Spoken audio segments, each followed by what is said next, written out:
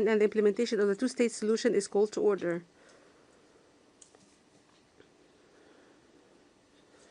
The conference shall now continue its general debate. Delegations are reminded that statements in the general debate should not exceed 5 minutes. Speakers with longer statements are encouraged to submit the full length of their statement to e-statements@un.org for posting on the Journal of the United Nations.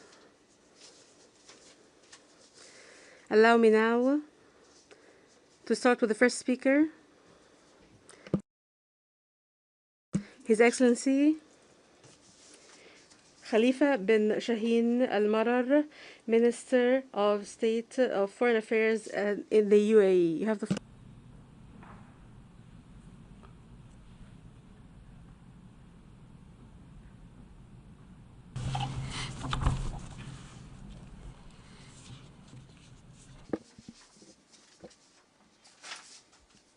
His Royal Highness Prince Faisal bin Farhan Al Saud, Minister of Foreign Affairs of the Kingdom of Saudi Arabia.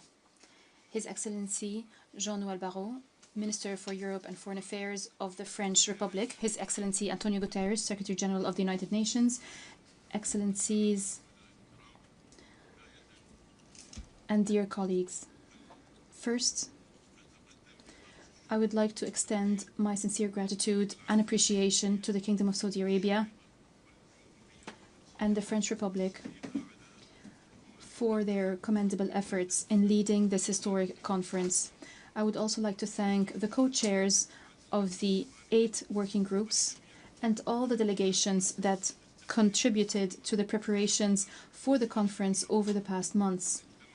We meet today as the world witnesses a growing momentum in the international consensus around the necessity of resolving the Palestinian-Israeli conflict based on the two-state solution.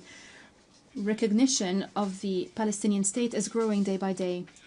The announcement by His Excellency French President Emmanuel Macron of his country's intention to recognize the state of Palestine at the United Nations General Assembly next September, and the announcement by the UK provides a greater incentive to move steadily toward establishing a lasting, just and comprehensive peace, bringing an end to a tragic chapter in the history of the Middle East. There is no doubt that the facts on the ground force us to take a frank and honest stand. After 21 months since the start of the Israeli war on the Gaza Strip, it is time to move from mere attempts to contain the conflict to addressing its root causes.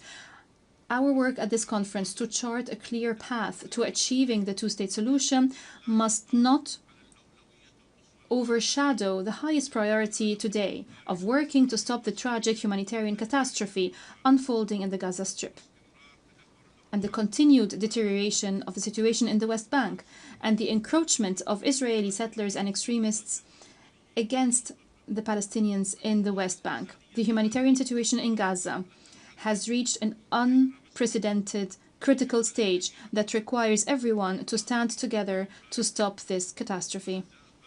Against this situation, the United Arab Emirates has been leading international efforts to deliver life-saving aid to the Palestinian people. And my country will continue to deliver relief support to those most in need by land, air, and sea. We have indeed begun immediately aerial drops of aid in Gaza, in addition to the land and sea aid convoys. While addressing the humanitarian situation, it is imperative to work towards an immediate ceasefire, release the hostages and prisoners, and combine international efforts to stop the war in Gaza, paving the way for a sustainable solution to the Palestinian-Israeli conflict based on the two-state solution. To achieve sustainable peace, we stress the following points. First, the importance of pushing to establish a political will that believes that a political solution to the Palestinian-Israeli conflict based on the two-state solution is the only realistic option that leads to sustainable peace through a serious negotiation process between the parties under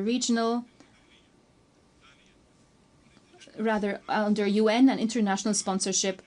Second, to avoid the continuation of the conflict and the recurrence of confrontations and violence, a political horizon must be created by adopting a clear, binding, and irreversible roadmap for the establishment of an independent, sovereign Palestinian state, living in peace and security side by side with the State of Israel.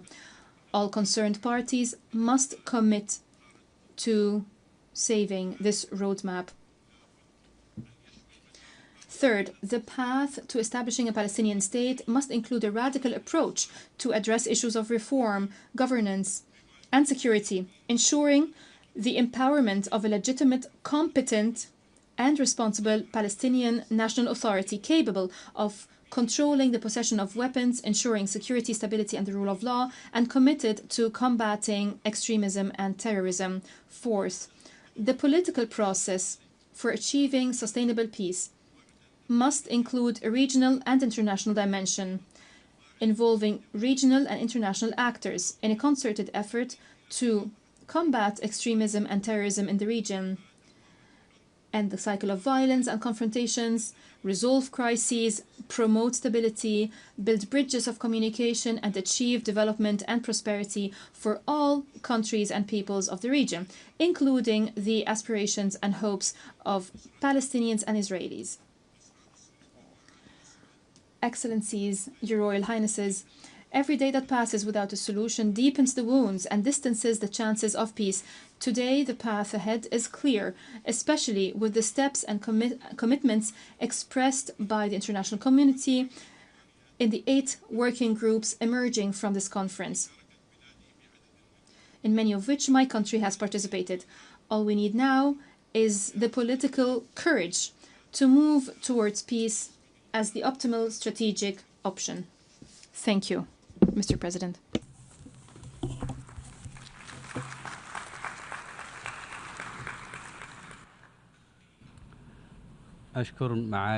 I thank His Excellency, the Minister of State, Ministry of Foreign Affairs of the United Arab Emirates. I now give the floor to His Excellency, Ioannis Levridos, Deputy Minister for Foreign Affairs of Greece.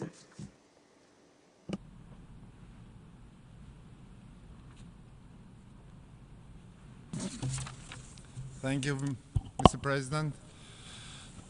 Your Excellencies, allow me to start by thanking France and the Kingdom of Saudi Arabia for the leadership and for organizing this conference.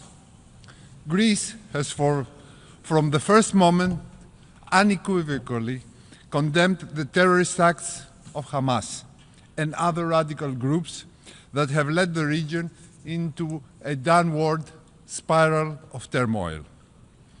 We reiterate our call for the immediate and unconditional release of all hostages still being kept by Hamas.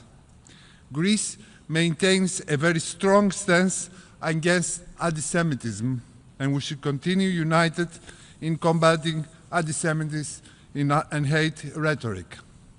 At the same time, we are faced with a direct humanitarian situation in Gaza. Safe, sustainable, and unimpeded delivery of humanitarian aid at scale, as well as unhindered access to water and electricity, must be guaranteed.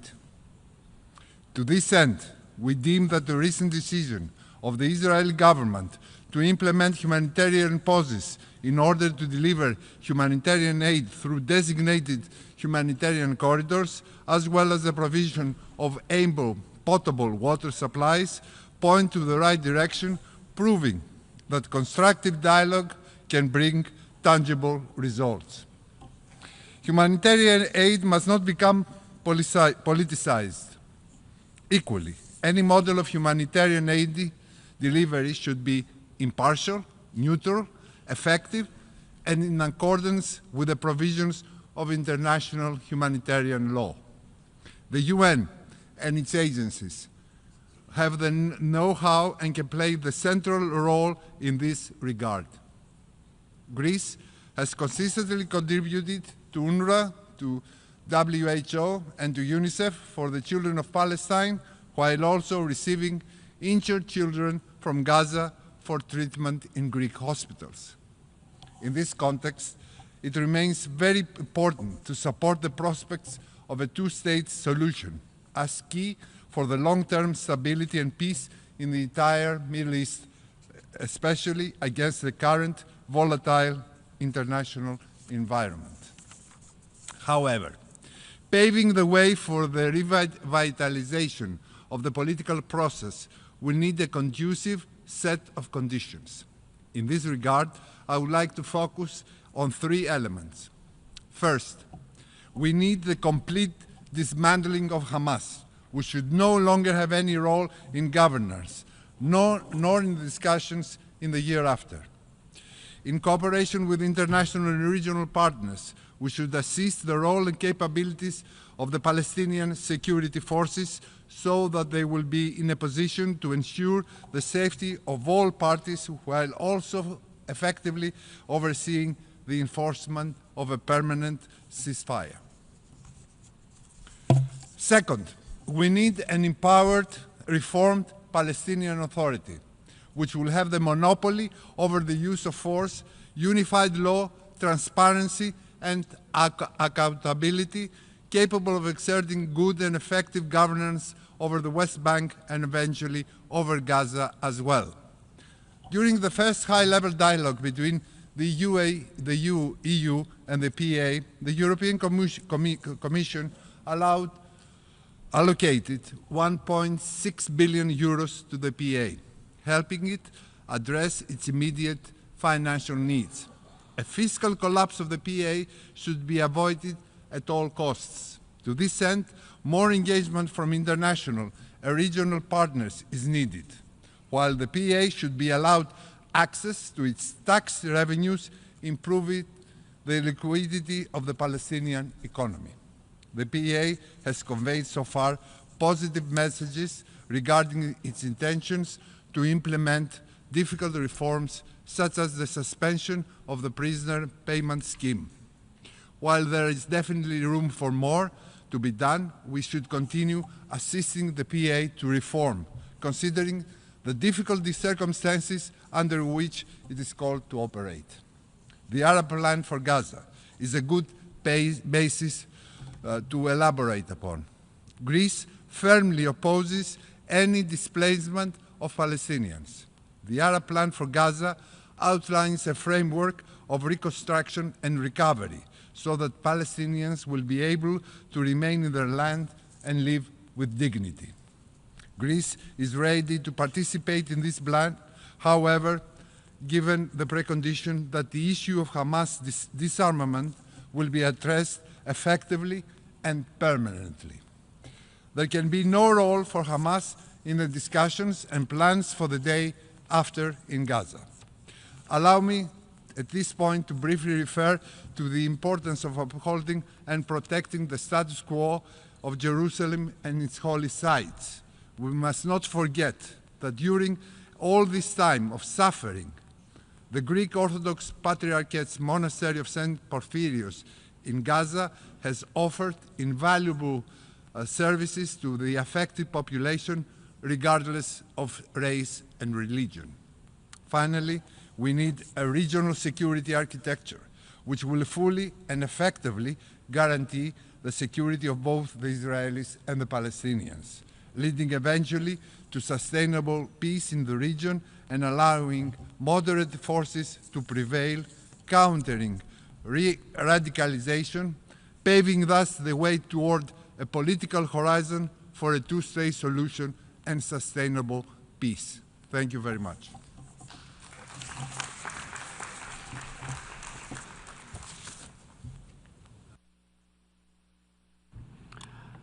أشكر سعادة نائب وزير خارجية اليونان. Thank the Deputy Foreign Minister of Greece. I now give the floor to His Excellency Joka Salvara, Permanent State Secretary of Finland.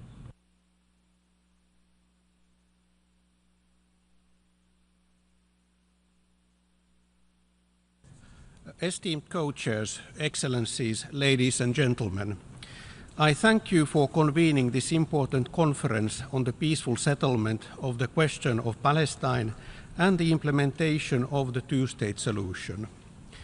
The tragic events on and since 7 October 2023 have once again painfully demonstrated that there can be no sustainable peace in the Middle East without a just and lasting solution to the Israeli-Palestinian conflict. The conflict and the occupation have lasted for far too long. It is finally time for the international community to assume its responsibility to assist the parties in arriving to a solution that guarantees the security and rights of both peoples and the stability of the region. This conference is an important step in that direction, and I commend the Republic of France and the Kingdom of Saudi Arabia for their vision and leadership at this critical moment. Excellencies, to create a foundation for a lasting peace, the legitimate rights of both Israelis and Palestinians must be secured. Both peoples have the right to live in peace and security, as well as freely determine their political status and pursue their economic, social, and cultural development. The only sustainable way to achieve this is a negotiated two-state solution based on the pre-1967 borders. The solution must meet Israeli and Palestinian security needs and Palestinian aspirations for statehood and sovereignty, end the occupation that began in 1967, and resolve all permanent status issues. Excellencies, the path to peace is not easy, but the time to take the first steps towards it is now. It requires, firstly, an urgent, unconditional and permanent ceasefire in Gaza, and the unconditional release of all hostages taken by Hamas and other groups. The Israeli government must immediately lift restrictions on the flow of aid to meet the needs of the civilian population. These need to happen immediately. The humanitarian situation in Gaza has gone beyond comprehension. The war in Gaza must end now. Secondly, we must further strengthen the Palestinian Authority, which has for decades stood for a peaceful approach to the two-state solution. This requires a clear political horizon for the Palestinians to determine their own affairs in an independent state of Palestine, living side by side in peace and security and mutual recognition with the State of Israel. This also requires ensuring that the Palestinian Authority has the financial means to develop the Palestinian society, including through freeing the clearance revenues that belong to it. We also need a credible process that brings the entire occupied Palestinian territory, Gaza and the West Bank, including East Jerusalem, under a unified Palestinian Authority. Thirdly, no peace can be sustainable and lasting unless Israel's security is fully ensured. Hamas must be disarmed. The process towards a two-state solution must also bring about further recognitions of the State of Israel by countries in the region and beyond. In parallel, it is paramount to refrain from measures that undermine the viability of a two-state solution.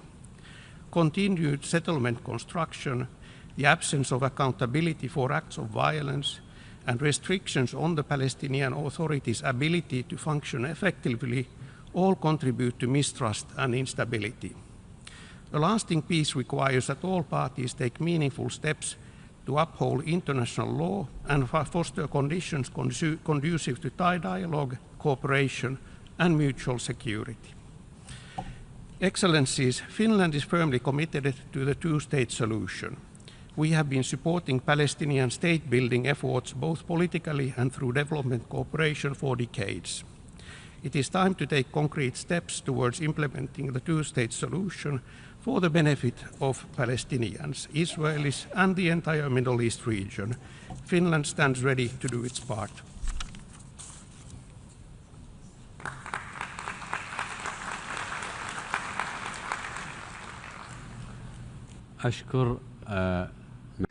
I thank His Excellency, the Permanent State Minister of Finland. I now give the floor to His Excellency Just Philemon, Vice Minister for Foreign Affairs of the Kingdom of the Netherlands.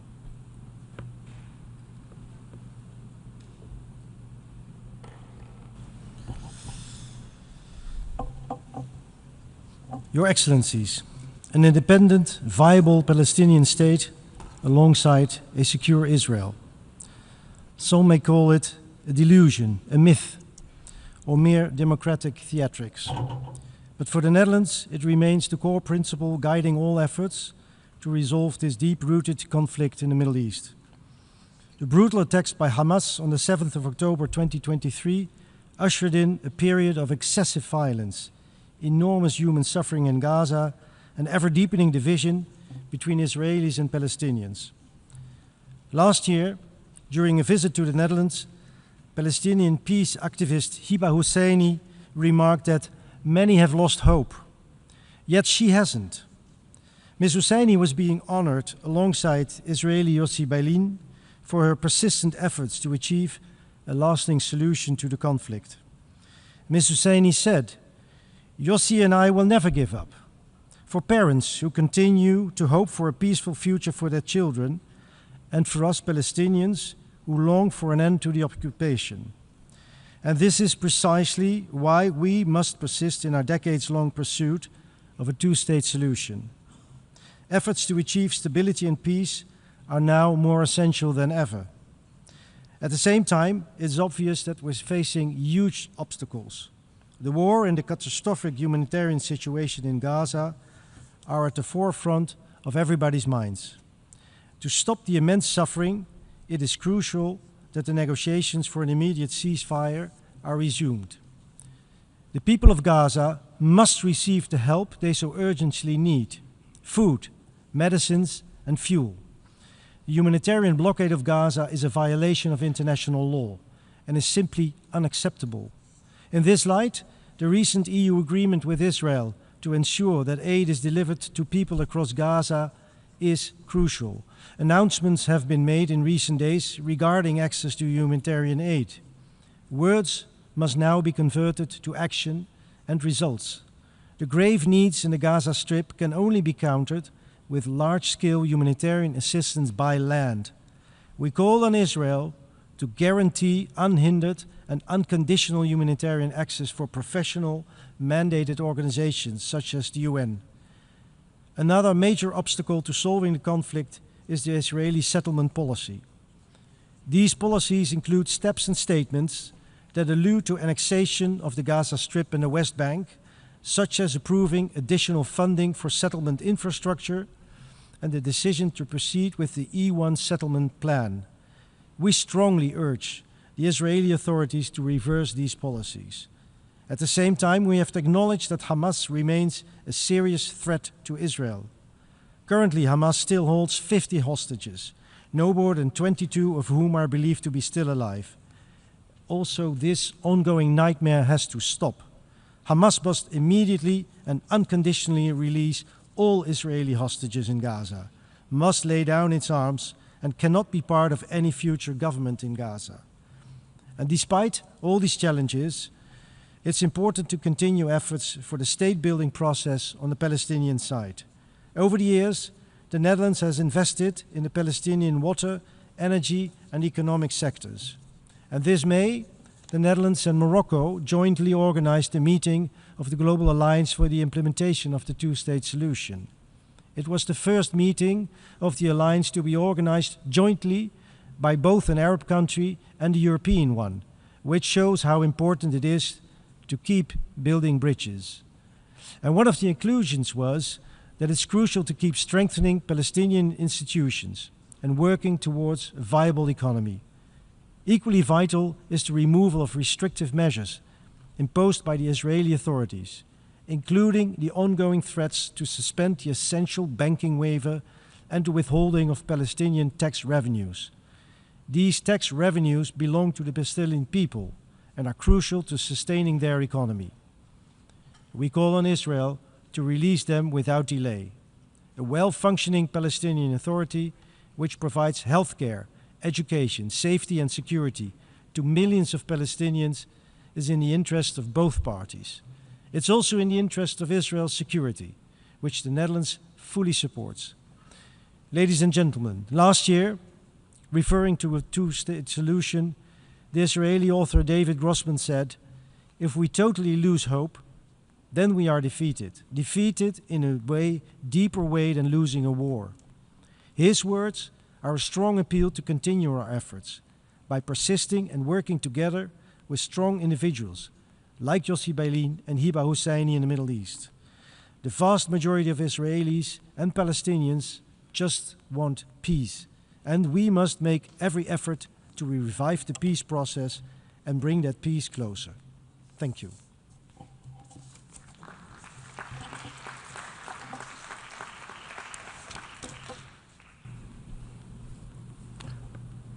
I thank His Excellency, Vice Minister for Foreign Affairs of the Kingdom of Netherlands. I now give the floor to His Excellency Julius Pranevicius, Vice Minister for Foreign Affairs of Lithuania.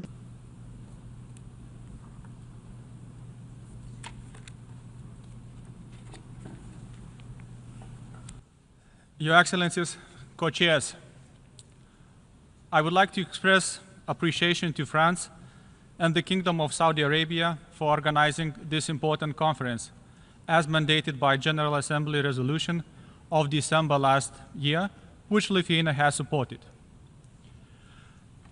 I also thank the UN Secretary General and President of the UN General Assembly for their remarks. From the outset, I underline Lithuania's full support for all efforts aimed at achieving lasting peace and security in the Middle East.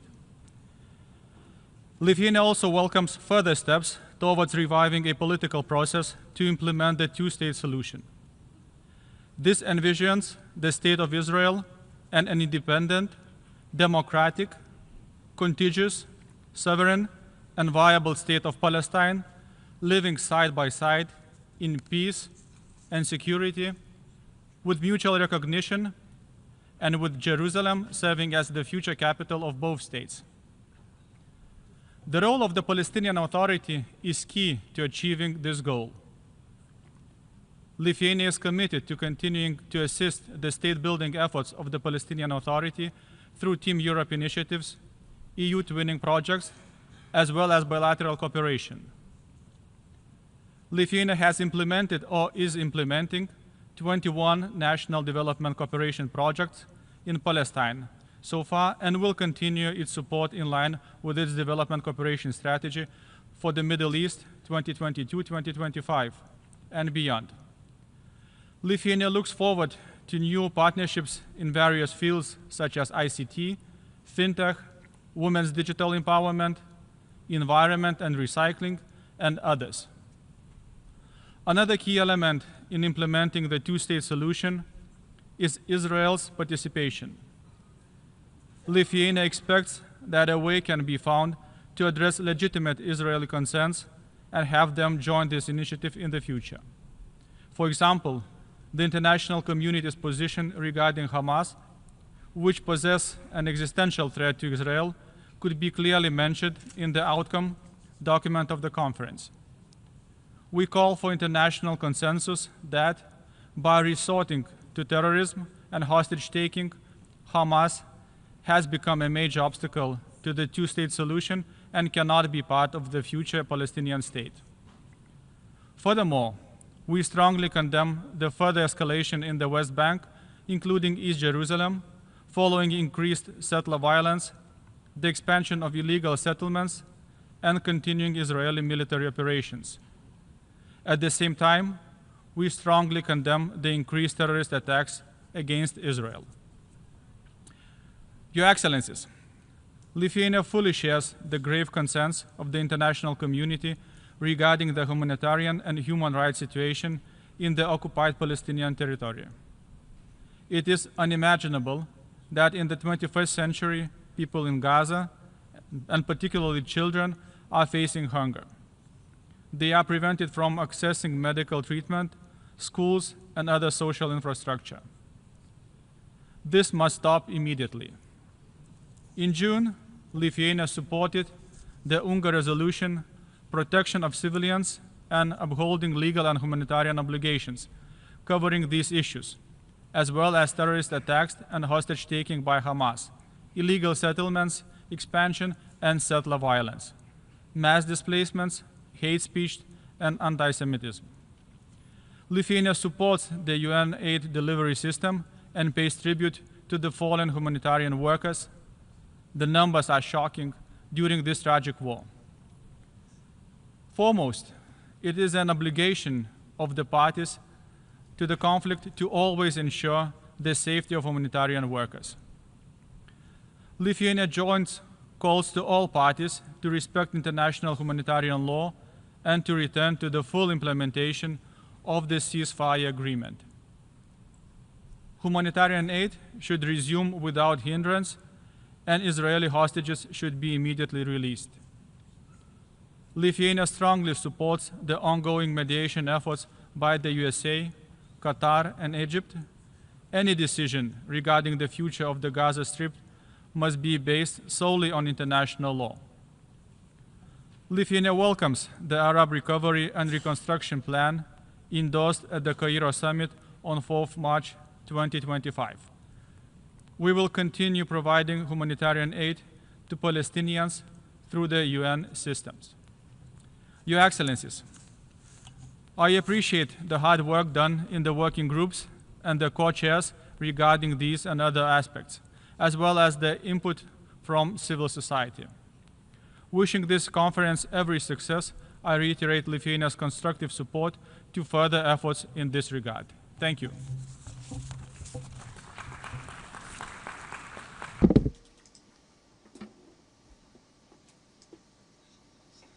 I thank His Excellency Vice Minister for Foreign Affairs of Lithuania, and I give the floor to His Excellency Vahan Kostanyan, Deputy Minister for Foreign Affairs of Armenia.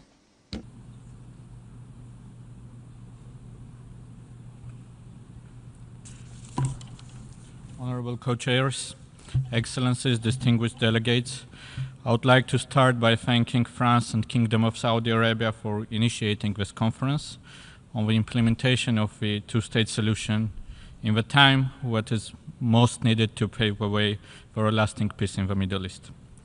Armenia does believe that only two independent neighbor states can guarantee long-lasting stability, security, peace, and prosperity for both Palestinian and also Israeli people, where all enjoy the benefits of peaceful coexistence.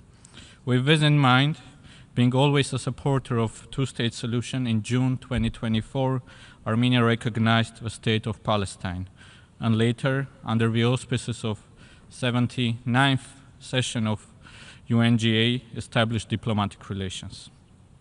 In this regard, Armenia welcomes the announcement of President of France, Emmanuel Macron, and recent statement by the United Kingdom on intention to recognize the independent state of Palestine. We are also particularly proud that foreign ministers of France and Palestine had a chance to meet in Armenia in the margins of Yerevan Dialogue Diplomatic Forum, paving a way for historic development. Based on our own experience, Armenia clearly knows what the horror of war is. Despite the limited resources, we have been trying to support the needs of Palestinian people. Based on the agreement of President of Egypt and Prime Minister of Armenia, we sent humanitarian aid to Gaza. We do also support the activities of UNRWA.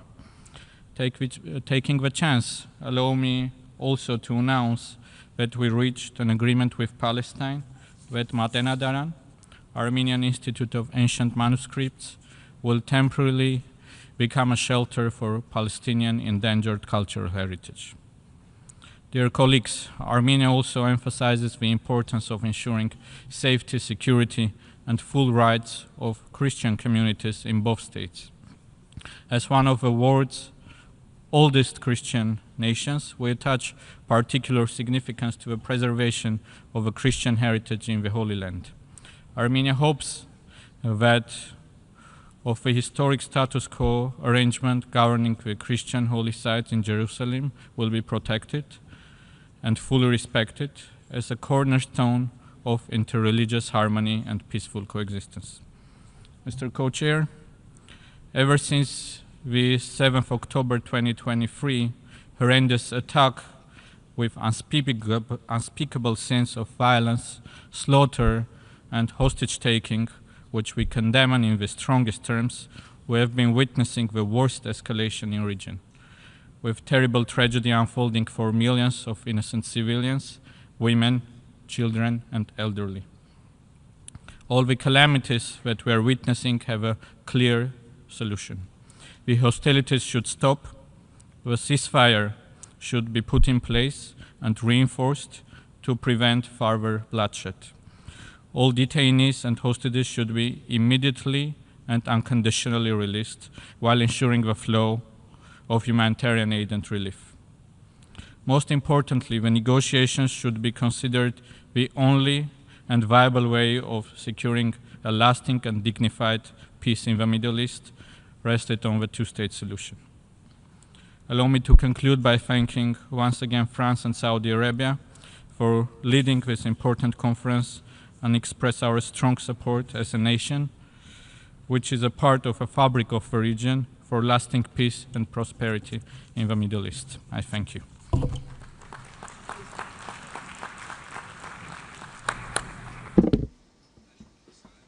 I thank His Excellency Deputy Minister for Foreign Affairs of Armenia, and I give the floor to His Excellency Samir Sharifov, Deputy Minister for Foreign Affairs of Azerbaijan.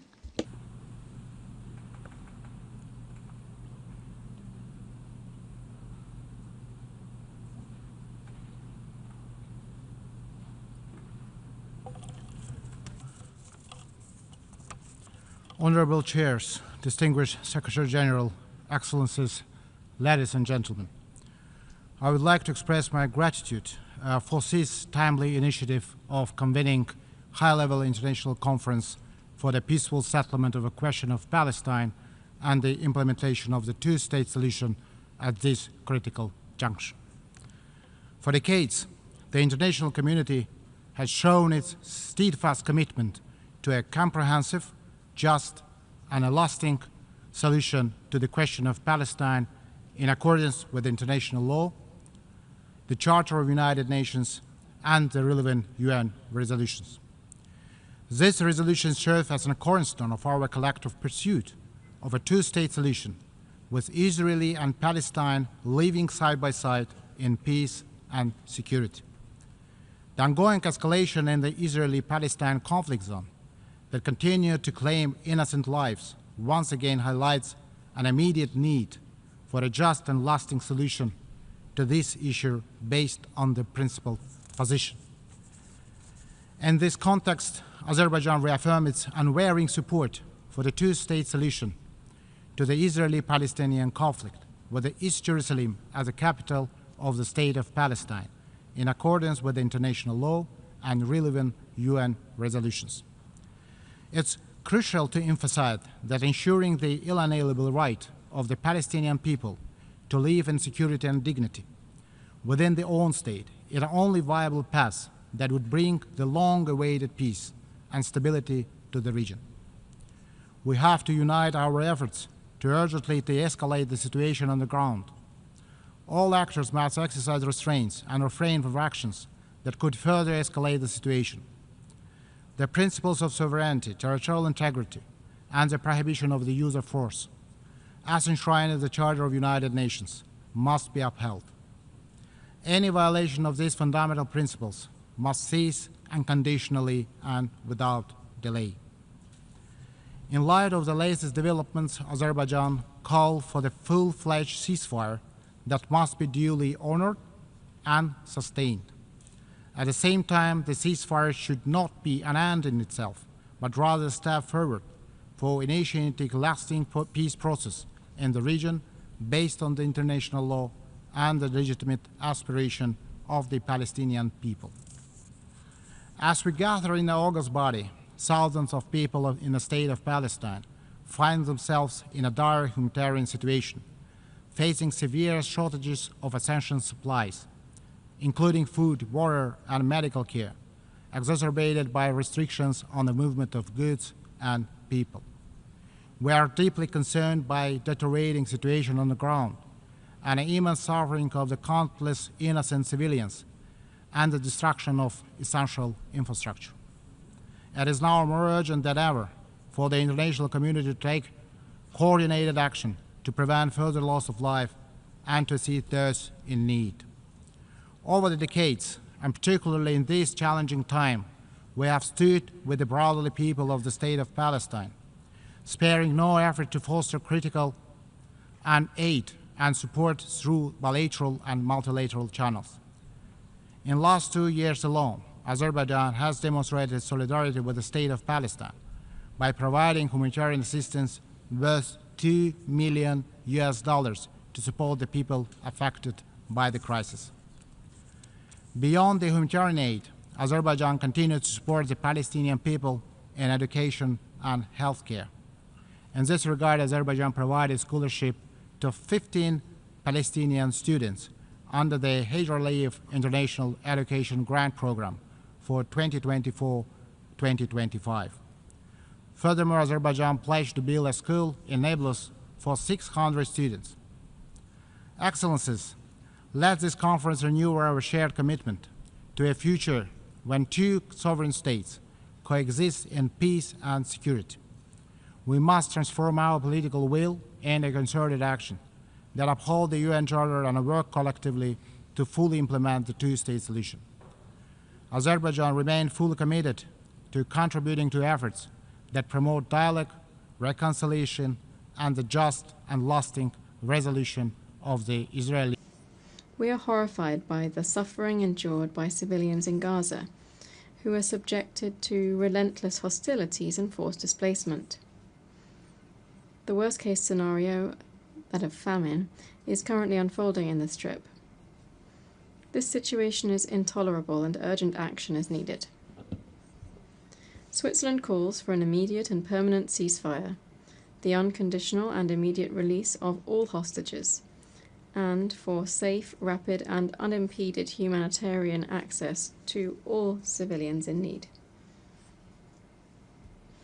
Israel, as the occupying power, must respect its obligations under international law, in particular with regard to the provision of the supplies to the population under its control. This includes the immediate and permanent lifting of all restrictions, including on civil society, to allow international organizations, non-governmental organizations, and the media to carry out their work safely and effectively. Israel's recent decision to support increased humanitarian aid is a minimal step forward. Much more is needed. Aid must be able to reach all the population in need in sufficient quantities. In the West Bank, including East Jerusalem, the situation is also dramatic, including the continued expansion of settlements against a backdrop of military escalation and increasing violence perpetrated by Israeli settlers with complete impunity. We call for an end to all these violations and for them to be investigated. Co-chairs. There is no military solution to the vicious cycle in the Middle East. On the one hand, it is essential that all parties strictly respect international law, including international humanitarian law, the Charter of the United Nations, and the resolutions of the Security Council and this Assembly. This is necessary to ensure the protection of civilians, including humanitarian actors, and to guarantee the sovereignty, territorial integrity, and independence of all countries in the region. On the other hand, a political perspective must be restored, and the two-state solution must finally be achieved through diplomatic means. Switzerland contributed in the preparations for this conference and commends the work of the co-chairs and member states. We helped to formulate concrete proposals to remove obstacles to peace. These obstacles include the Israeli occupation, including settlements which are illegal, as concluded by the International Court of Justice. Plans to annex the Gaza Strip and the West Bank are contrary to law. The occupation must end. Switzerland calls on all parties to engage seriously in the search for lasting peace in the Middle East. In this regard, it welcomes the commitment of the Palestinian Authority, in particular its reform efforts and its efforts to return to Gaza. We remain determined to support the efforts of the international community to implement the two-state solution in line with the objective of this conference.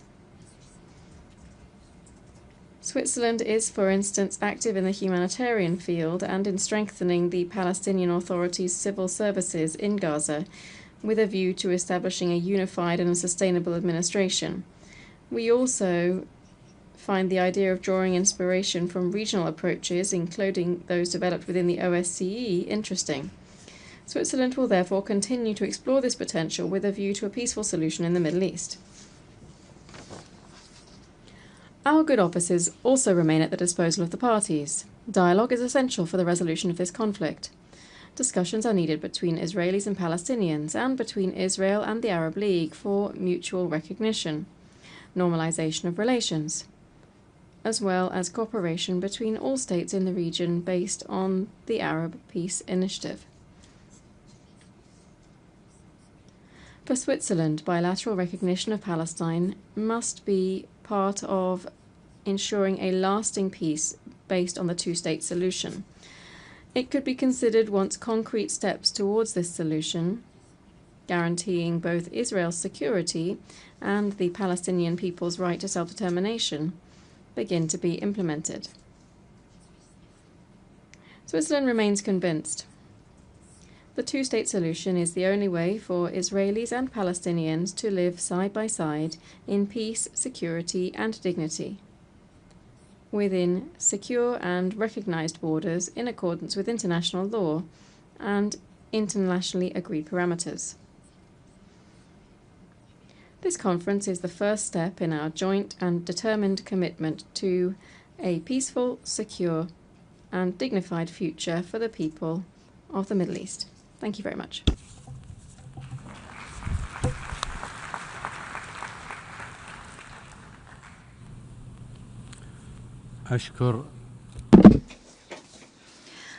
I thank State Secretary and Head of the Middle East and North Africa Division at the Federal Department of Foreign Affairs of Switzerland. I now give the floor to His Excellency Sergei Vershinin, Deputy Minister for Foreign Affairs of the Russian Federation.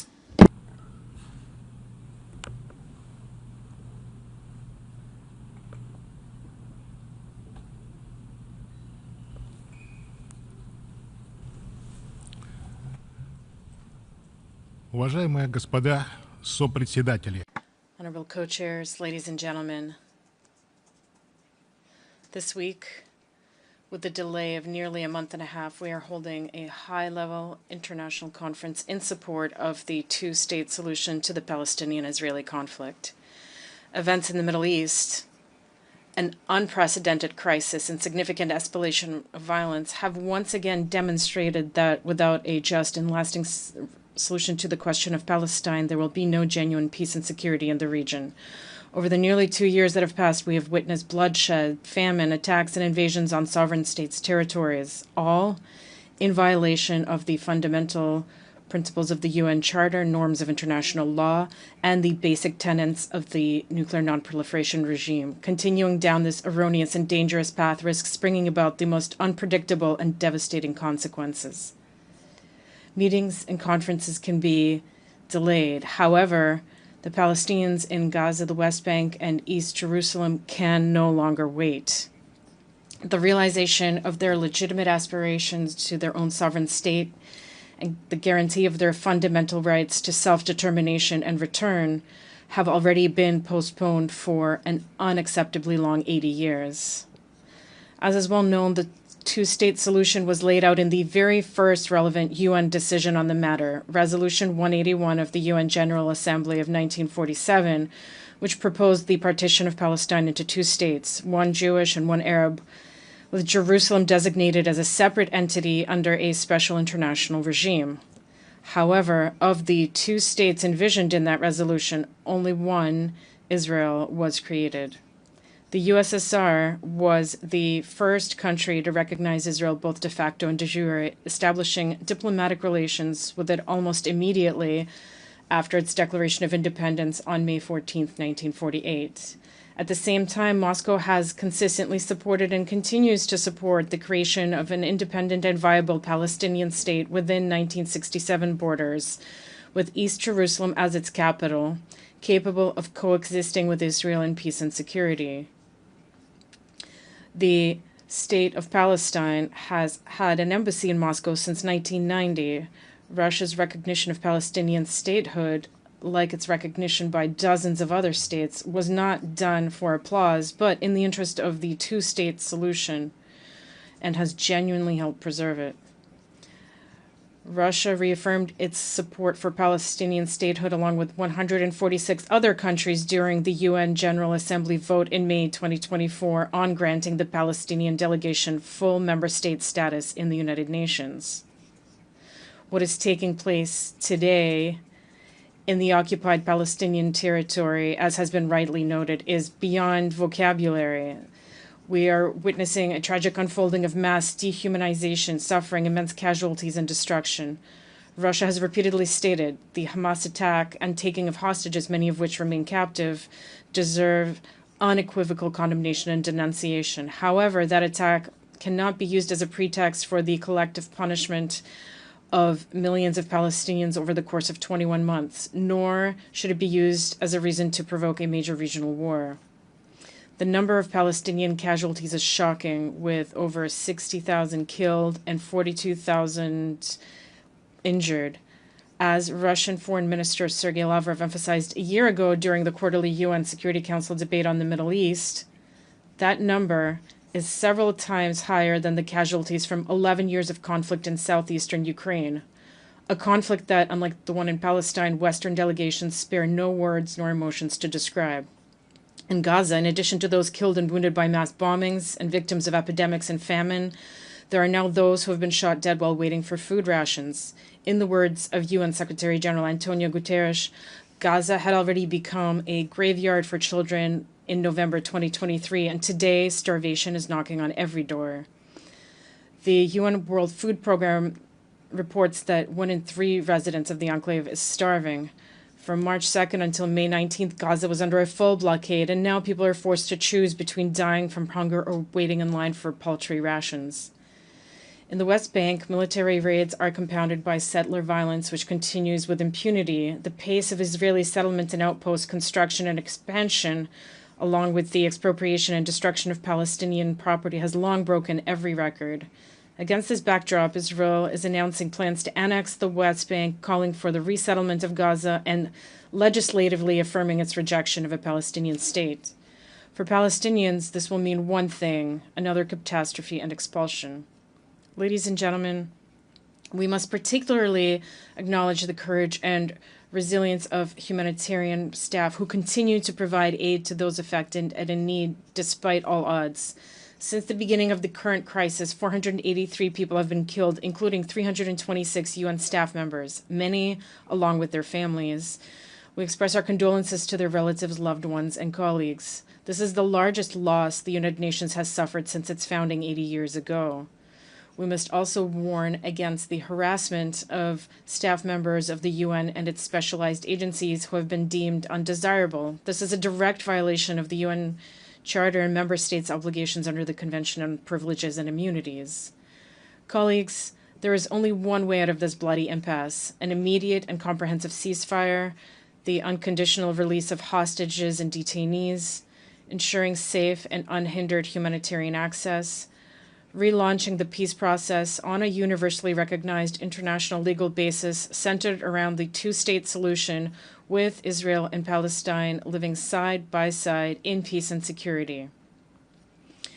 We consistently uphold these principled approaches, which have formed the foundation of Russia's position throughout the conflict and will remain unaffected by short-term political fluctuations. Thank you.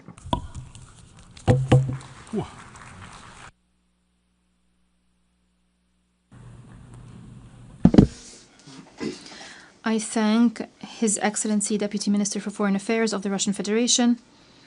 I give the floor to His Excellency Frano Matusic, State Secretary for Political Affairs of Croatia.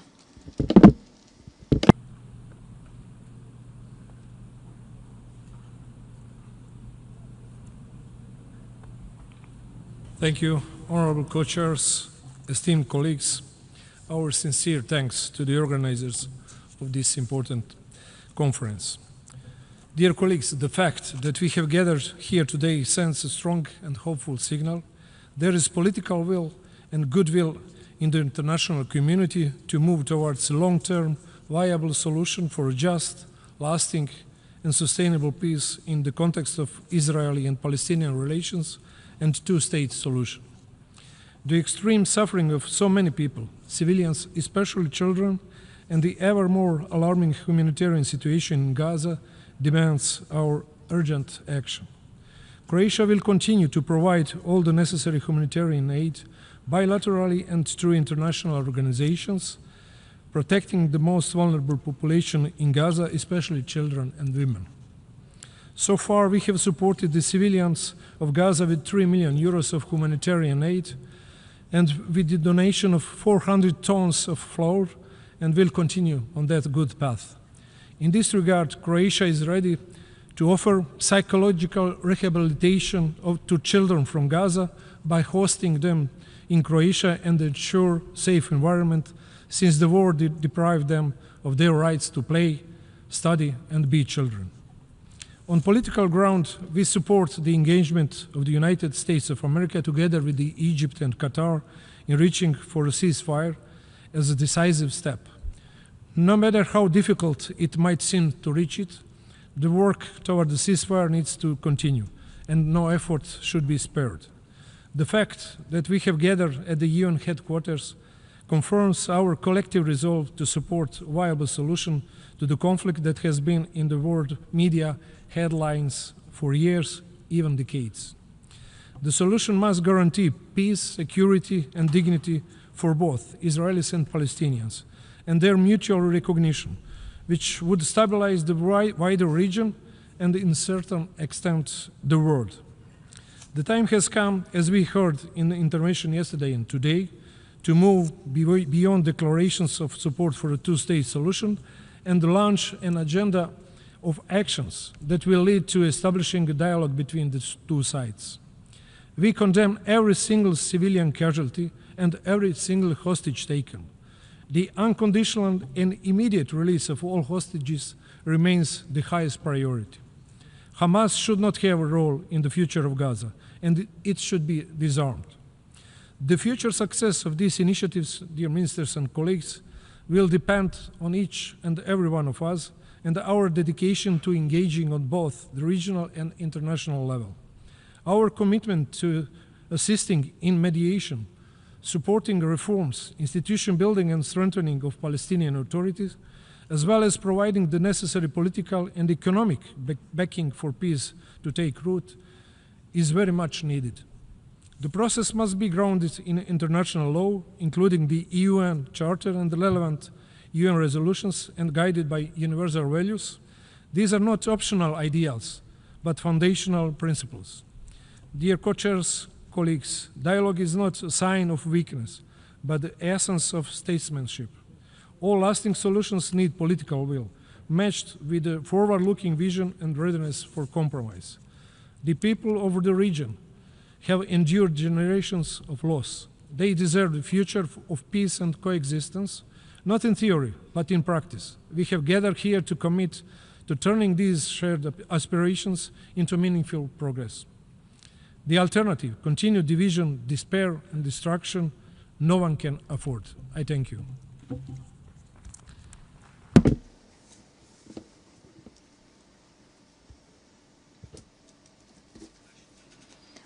I thank His Excellency State Secretary for Political Affairs of Croatia.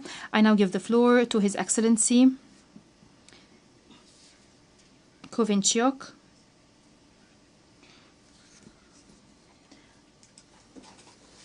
Deputy Secretary for Asia and the Pacific from Singapore.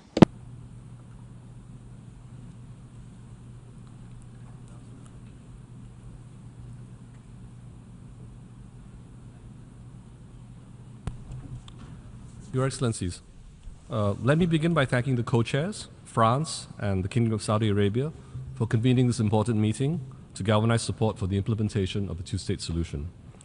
Allow me also to thank all the co-chairs of the various working groups for their hard work. What we are witnessing in Gaza today is heartbreaking. The denial of humanitarian aid is causing starvation and a dire lack of essential medical services. The reports of people being shot while desperately trying to access food are shocking. This is unconscionable and a violation of international humanitarian law. We call on the Israeli government to immediately lift all restrictions on the delivery of urgently needed humanitarian assistance. The UN and humanitarian NGOs must be allowed to resume their humanitarian mission unimpeded.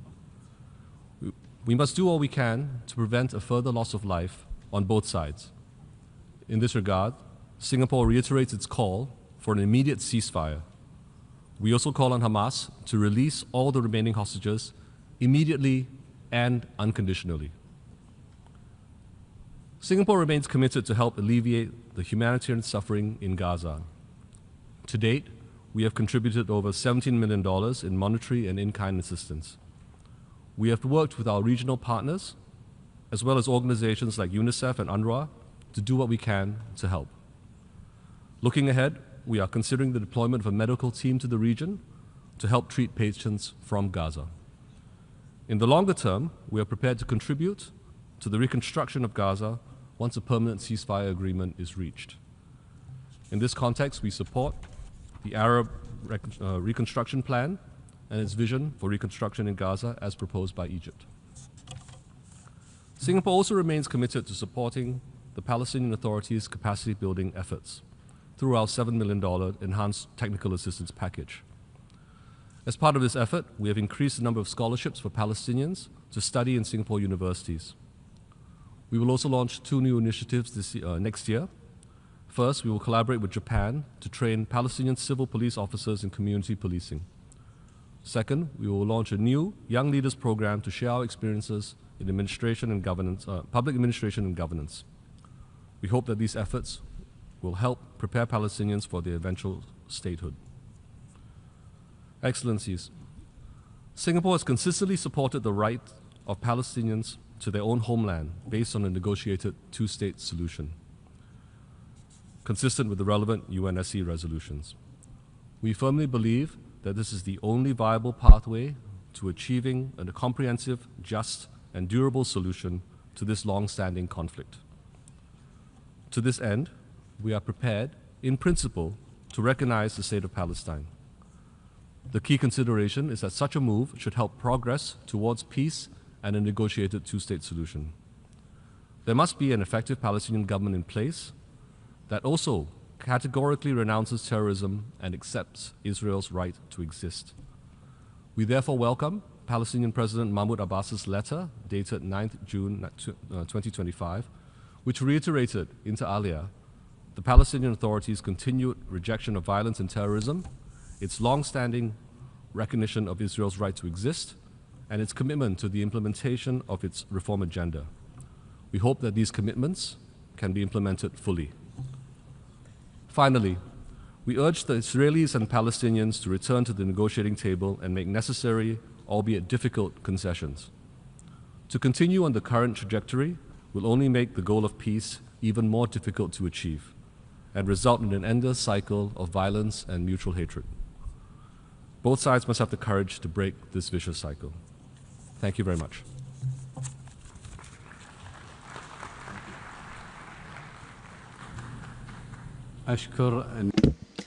I thank His Excellency Deputy Secretary for Asia and the Pacific at the Foreign Ministry of Singapore, and I give the floor to His Excellency Hong Viet Du, Deputy Minister of Foreign Affairs of Vietnam.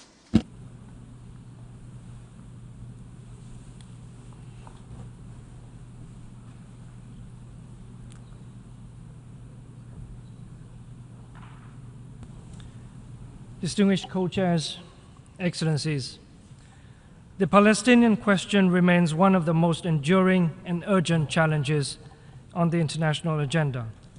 For over 7 decades, it has been a measure of our collective conscience and a test of the credibility of the international rules-based order. Despite sustained diplomatic efforts, despite rulings of the International Court of Justice, and despite many UN resolutions, the two-state solution has yet to be realized, and today seems even further from reach.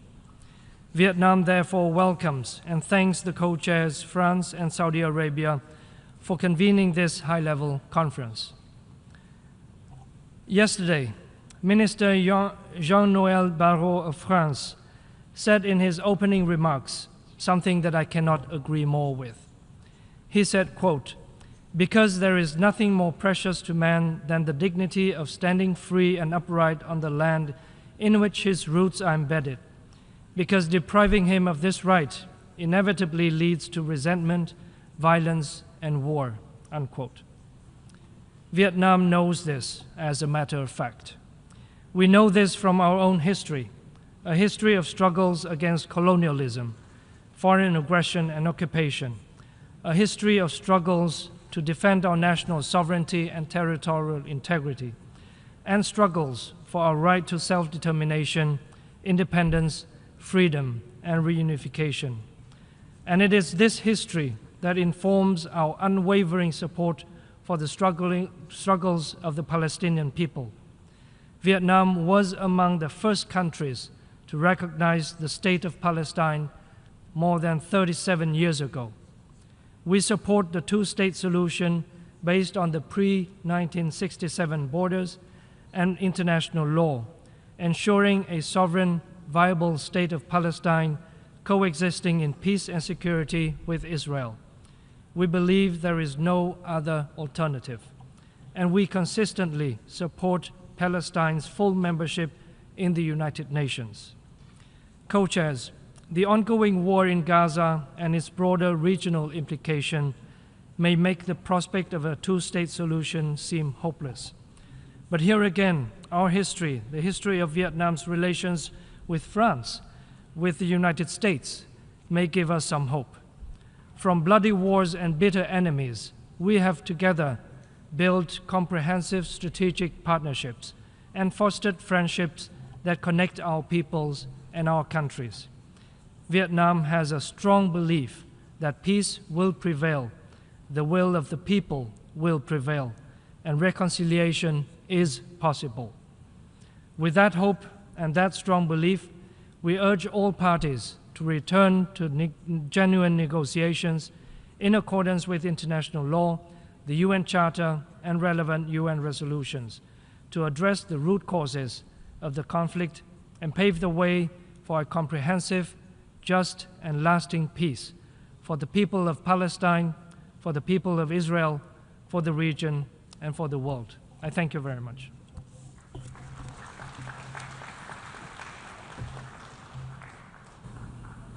I thank His Excellency Deputy Minister of Foreign Affairs of Vietnam. I give the floor to the distinguished representative of the Bolivarian Republic of Venezuela, speaking on behalf of the group of friends in defense of the Charter of the United Nations.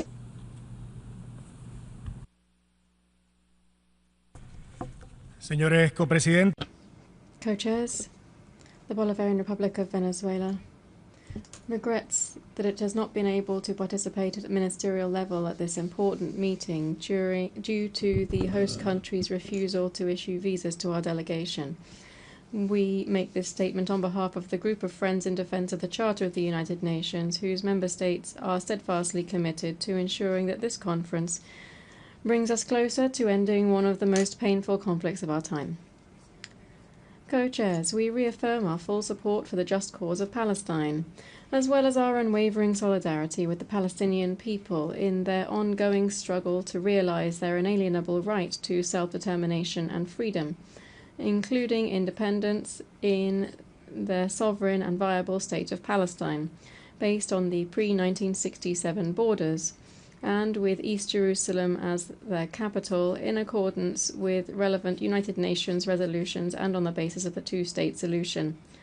A first practical step to remedy decades of occupation, displacement, colonization, annexation, and brutal violence and systemic impunity against the Palestinian people would be the immediate admission of the State of Palestine as a fully fledged member of the UN.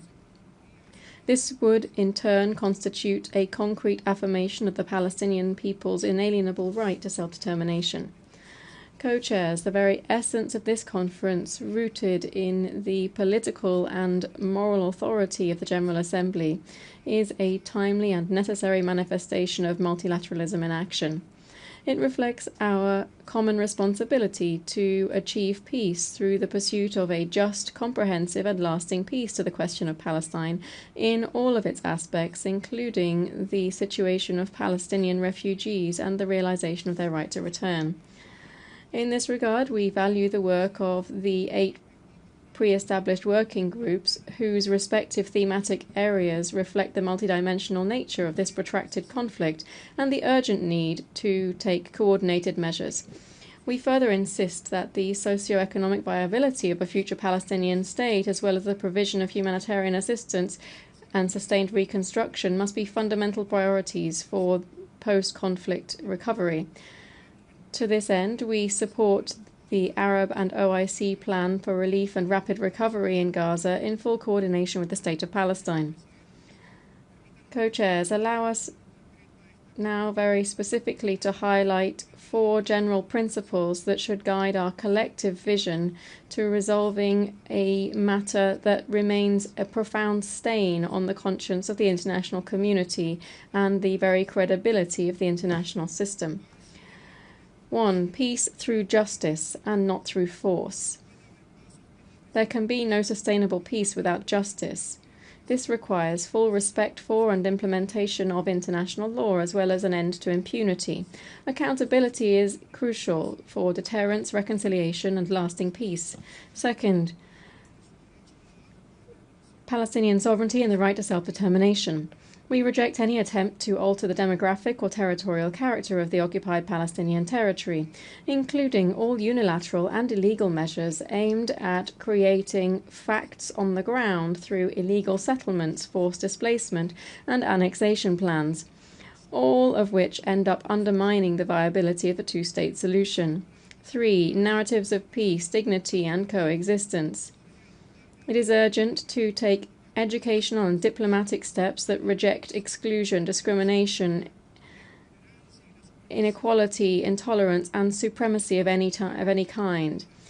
These are measures that promote tolerance, understanding, and respect, particularly among younger generations, on the basis of full respect for human rights and human dignity. 4. International responsibility and action. Here, the Security Council must act in a concerted manner to fully exercise its responsibilities, not only to address the current crisis, but also, once and for all, to resolve this conflict. We call on the United States to end its complicity with Israel through the protection that it affords via the recurrent use of the veto. Inaction, paralysis, or the selective application of Security Council resolutions on the question of Palestine only serve to fuel impunity. Co-chairs, bearing all of the aforementioned in mind, we stress the urgent importance of achieving an immediate, unconditional, permanent, and fully respected ceasefire, as well as the need to adopt urgent measures to halt the supply or transfer of weapons, ammunition, and related equipment to Israel in all cases where there are reasonable grounds to suspect that they may be used in the OPT. This, it's important to stress, is of utmost importance to create the necessary conditions on the ground to facilitate the work of humanitarian actors in delivering rapid and unhindered support and assistance to Palestinian civilians that are most in need in a coherent, safe, and scalable way. We also take this opportunity once again to call for the release of all hostages and detainees, including the thousands of Palestinians who have been held for years in Israeli prisons and detention centers. Co-chairs, we reiterate that the implementation of the two-state solution is not merely a political objective or a diplomatic aspiration. Rather, it is a legal and moral imperative fundamental to preserving peace, dignity, and justice for all peoples in the region. It is testament to our collective determination to uphold the international order rooted in the principles enshrined in the founding charter of our organization and to reaffirm the fundamental promise of the United Nations. That is, that all peoples, irrespective of their power or geographic location, have the right to live in freedom, dignity, and peace.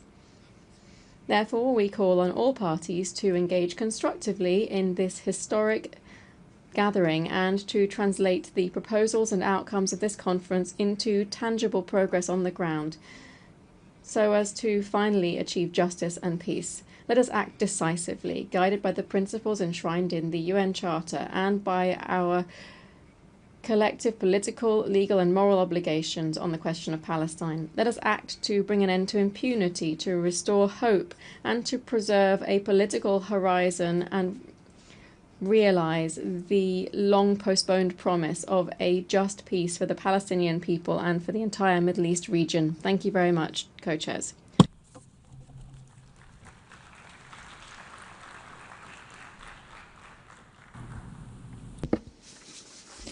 I thank the distinguished representative of Venezuela. I now give the floor to the distinguished representative of Uganda on behalf of the Non-Aligned Movement.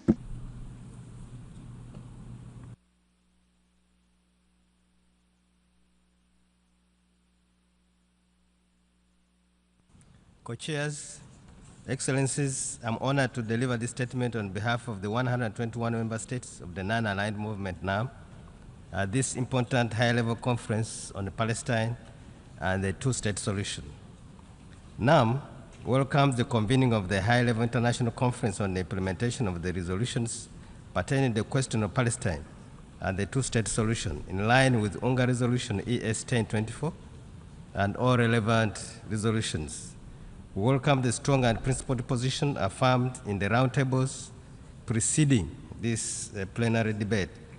NAM commends the efforts undertaken within the framework of the Global Alliance for the implementation of the two-state solution under the chairmanship of Saudi Arabia, EU, and Norway, and urges concrete follow-up of these important initiatives. NAM reaffirms its long-standing common and principled position on the question of Palestine and is deeply concerned about the implications of the conflict in Gaza to the region and the continuation of this illegal occupation. There has been no reprieve to the grave situation in Gaza, and the conflict has intensified, worsening the catastrophic humanitarian situation, not only in Gaza, but also in the rest of the occupied Palestinian territory, including East Jerusalem. The members of the United Nations conferred on the Security Council the primary responsibility for the maintenance of international peace and security in accordance with Articles 12 and 24 of the Charter. The Security Council must uphold its mandate to maintain international peace and security and must act in consonance without making the question of Palestine an exception to international law and to the authority of the Security Council. Therefore, NAM calls on the Security Council to justly resolve the Palestinian question and bring an end to this protracted conflict and tragic injustice.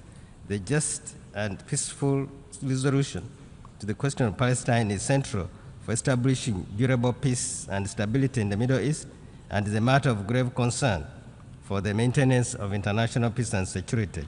The Non-Aligned Movement reiterates the demand for an immediate and permanent ceasefire in Gaza and expresses support for all the ongoing diplomatic efforts, especially by Egypt and Qatar, to reach an agreement for an immediate and permanent ceasefire. NAM condemns negative efforts by Israel that undermine peace and security in the Middle East and accordingly calls for the cessation of military campaign in Gaza, the release and exchange of hostages and the Palestinian detainees detained in Israeli prisons, the return of Palestinian civilians to their homes and neighborhoods in all areas of Gaza, and the safe and effective distribution of sufficient humanitarian assistance throughout the Gaza Strip to all Palestinian refugees, civilians who need it, including medical needs. NAM rejects any attempts to use humanitarian assistance, particularly food, as a weapon of warfare. In this context, the Non-Aligned Movement expresses support to the Arab Islamic plan for early recovery Reconstruction and Development of Gaza, which was presented by the Arab Republic of Egypt in full coordination with the State of Palestine and endorsed by both the Arab League and the Organization of Islamic Cooperation. Now member states express concern at reports of forced displacement of the Palestinian population in Gaza, as it represents a clear disregard for the Palestinian people's inalienable right to their homeland and self-determination, and attempts by occupying power to alter the legal, physical, and demographic status of Palestinian territories is illegal and inconsistent with international law. NAM recalls Security Council Resolution 233 of 2016, which provides for a viable path to peace, setting forth the essential requirements and parameters for the realization of a just outcome on the basis of the two-state solution based on June 4th, 1967 lines, and ensuring the fulfillment of the Palestinian people of their inalienable rights, including to self-determination and the independence of the State of Palestine, with East Jerusalem as its capital, and a just solution for the plight of the Palestinian refugees in accordance with General Assembly Resolution A/RES/1943. NAM strongly calls for full respect for and the implementation of provisions of Resolution 2334 of 2016 and all other relevant resolutions regarding the complete cessation of all Israeli settlement activities and the status of the occupied East Jerusalem. In this regard, NAM calls for the respect of the historic status quo of the holy sites in Jerusalem. NAM expresses grave concern about the deteriorating situation on the ground, which has been marked by an escalation of Israeli settlement activities in grave breach of international law and rising violence, provocation, and incitement, particularly settler violence, that has led to the tragic loss of life to civilians, including children, and the detention of thousands of Palestinian refugees and countless other human rights abuses and violations of international law. NAM calls for the admission of the State of Palestine as a full member state of the United Nations with all rights and privileges. The Security Council must act in this regard. We call on all countries that have not recognized the State of Palestine to do so forthwith as an expression of their sincere commitment to peace and their respect for international law and legality in accordance with the relevant United Nations resolution. Now member states once again reiterate their call for the continued provision of the needed humanitarian and socio-economic assistance to the Palestinian people, including Palestinian refugees.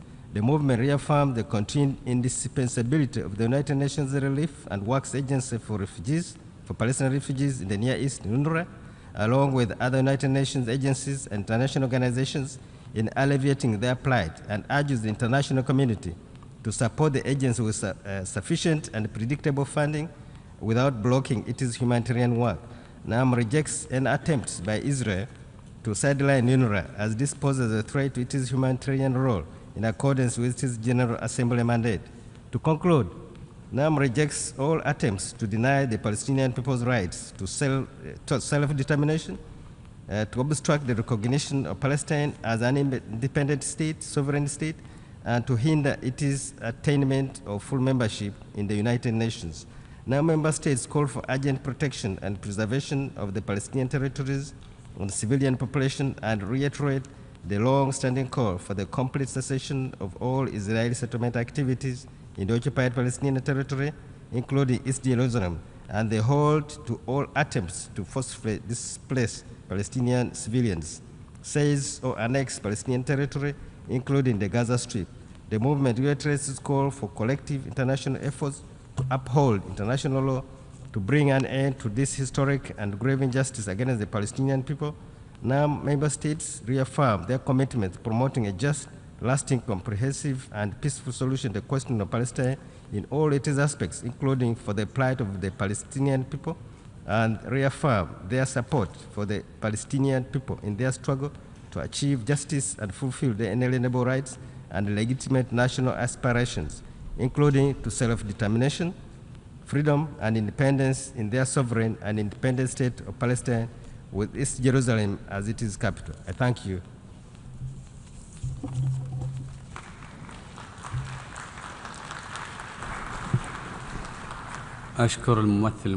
I I thank the distinguished representative of Uganda on behalf of the non-aligned movement, and now give the floor to the distinguished representative of Barbados on behalf of the Caribbean community.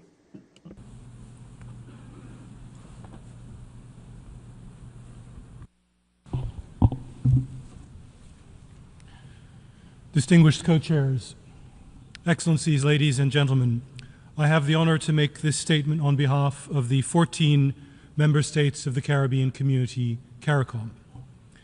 CARICOM welcomes the convening of this important conference. We express our appreciation to the governments of France and Saudi Arabia for their leadership in this regard. We also commend the work of the co-chairs of the working groups. Excellencies, at their meeting only 2 weeks ago, CARICOM heads of government discussed the situation in the Middle East in general and the tragic events taking place in Gaza in particular. First, CARICOM heads reaffirmed the region's unwavering commitment to a two-state solution as the only viable path to a comprehensive, just, and lasting peace between Israelis and Palestinians, consistent with UN resolutions and international law. They lamented the belligerent and continued disregard for these resolutions, urging the international community to redouble efforts for strict adherence and enforcement. CARICOM's commitment to a two-state solution is underlined by the fact that all 14 CARICOM member states recognize Israel and all 14 CARICOM member states recognize Palestine. Second, CARICOM heads reiterated their clear and long-standing position on the situation in Gaza, expressing profound distress about the ongoing suffering being inflicted on the Palestinian people, the tragic loss of civilian lives, particularly those of women and children. CARICOM heads also reiterated their unequivocal condemnation of all violence against civilians, including the abhorrent attacks of 7th October 2023 and the hostage-taking. Equally, they condemned the relentless and disproportionate military operations, including indiscriminate bombardment and direct attacks on aid-seeking civilians, as flagrant violations of international humanitarian law. They also condemned the systematic undermining of peace by illegal settlement and the unacceptable dismantling of humanitarian mechanisms which have created a crisis of unparalleled proportions. Third, CARICOM heads also reiterated their call for an immediate, unconditional, and sustained ceasefire and unimpeded humanitarian access, noting that these calls have repeatedly gone unheeded. CARICOM further demands an end to the forced displacement of Palestinians and protection of civilians in accordance with international humanitarian law, underscoring the imperative of accountability for all violations, with perpetrators brought to justice. Fourth and finally, co-chairs, excellencies, all 14 countries of the Caribbean community stand ready to support all constructive initiatives for a lasting peace that meets the legitimate aspirations for security, dignity, and stability of all Israelis, of all Palestinians, and of all peoples in the wider Middle East. I thank you.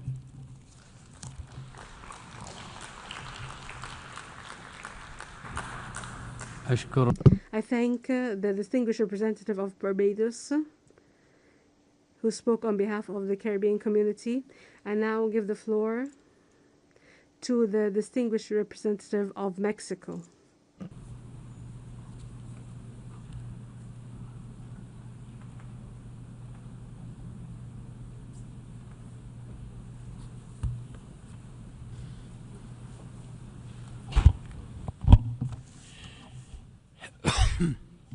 Señores Co-chairs, distinguished colleagues, Mexico welcomes the holding of this conference under the leadership of France and Saudi Arabia. My country, together with Canada and Qatar, co-chaired the Roundtable on Narratives for Peace. In line with our profound humanist conviction, peace should be achieved through dialogue and absolute respect for international law and human rights. The international community could not stand aside from what was happening in the Middle East. In Gaza and other areas of the Palestinian territory this afternoon, while we are holding our discussions, men and women, children and the elderly are dying, are being displaced, or are suffering the consequences of famine. We had to act. The historic position of Mexico on this conflict has been rooted in the two-state solution, one Israeli and the other Palestinian. We have expressed this over decades, and we remain convinced that this is the only way to achieve a sustainable peace. We are facing an unacceptable reality. The long-lasting Israeli-Palestinian conflict must be resolved. The United Nations has a moral and political imperative to promote solutions that allow for a future of peaceful coexistence for the region. This is particularly the case because the UN was involved since the very gestation of the issue. The suffering being suffered by the Palestinians, the atrocious number of Israelis that were murdered, and the suffering that's been faced by innocent civilians, as well as the forced displacement, are all unacceptable for local populations and for the international community. We cannot dehumanize the figures of victims, nor can we stand indifferent to them. We have condemned the atrocious attacks by Hamas of the 7th of October 2023. But no crime justifies the commission of another crime. Mexico expresses its deep-rooted dismay at the starvation alert in Gaza. We reiterate our condemnation of the use of hunger as a weapon of war. Such an action is not only contrary to international law, it destroys any ethical principle and nullifies human dignity.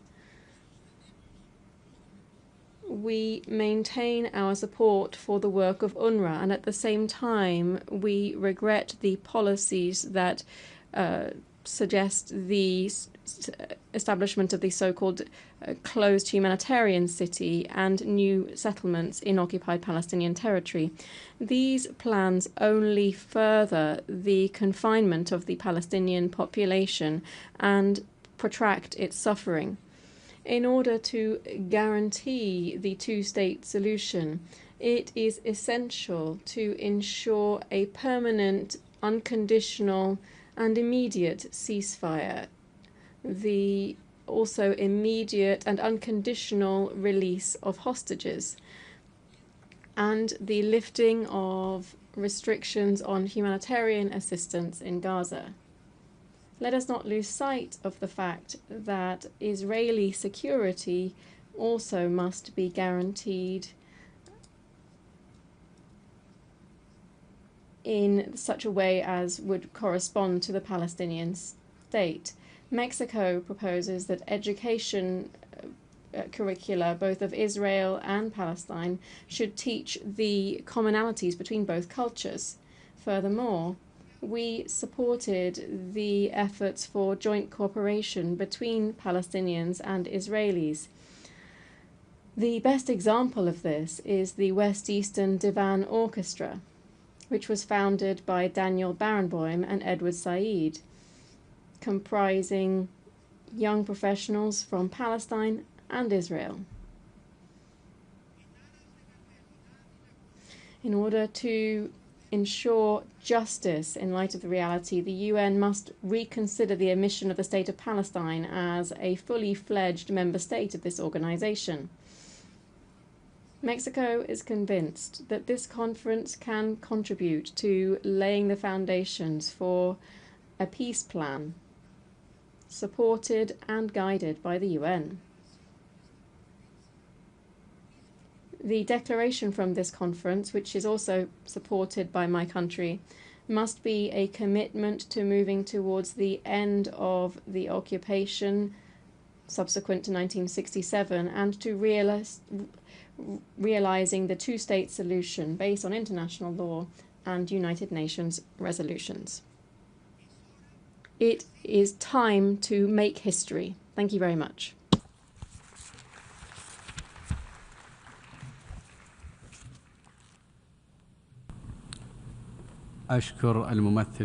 I thank the distinguished representative of Mexico. I now give the floor to the distinguished representative of Belgium.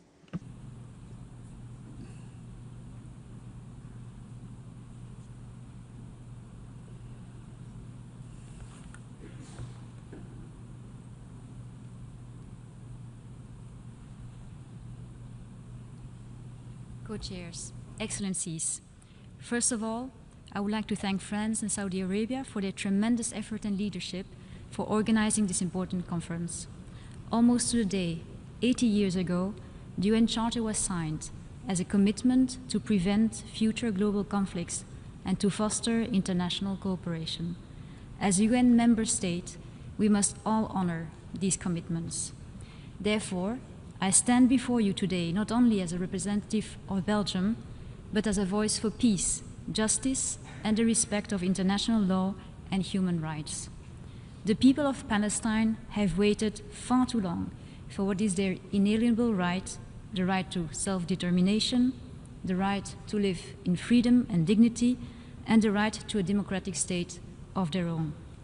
Belgium reaffirms its unwavering support for the two-state solution, a solution that envisions Israel and Palestine living side by side in peace and security within mutually agreed and internationally recognized borders based on the 1967 lines with respectful arrangements for access to all holy sites and Jerusalem as a capital of both states.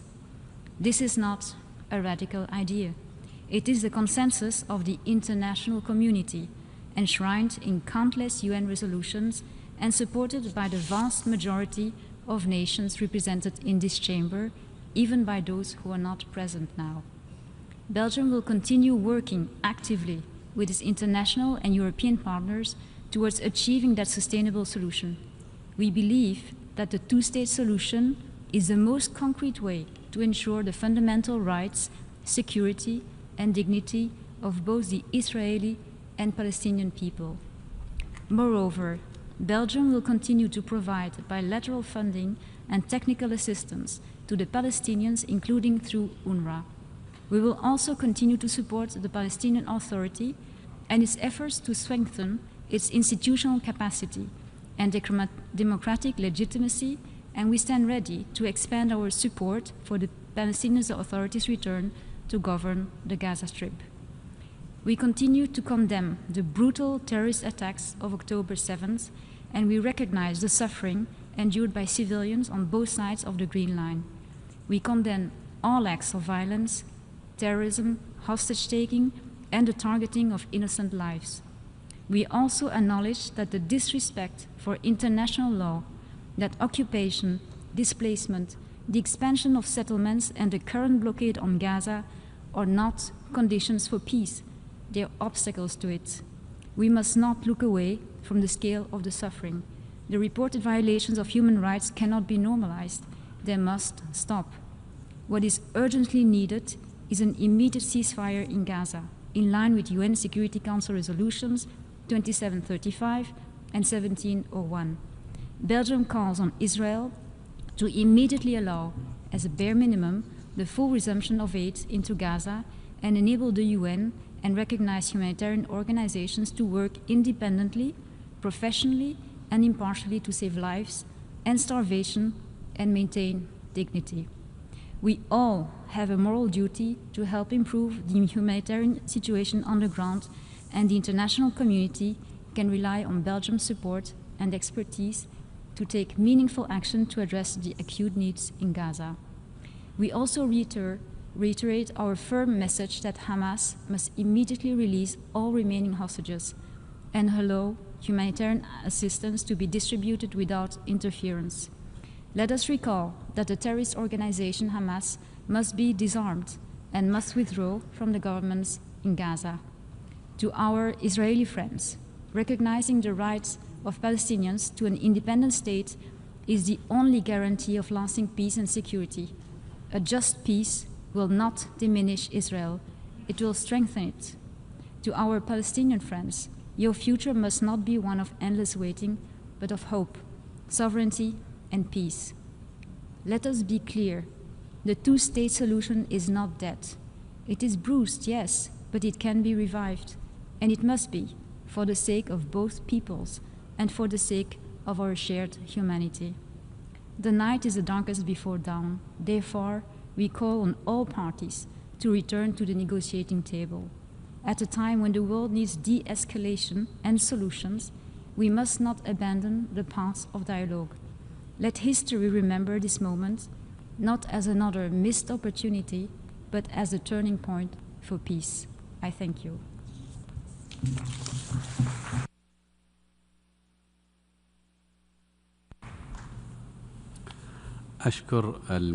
I thank the distinguished representative of Belgium. I now give the floor to the distinguished representative of Nicaragua.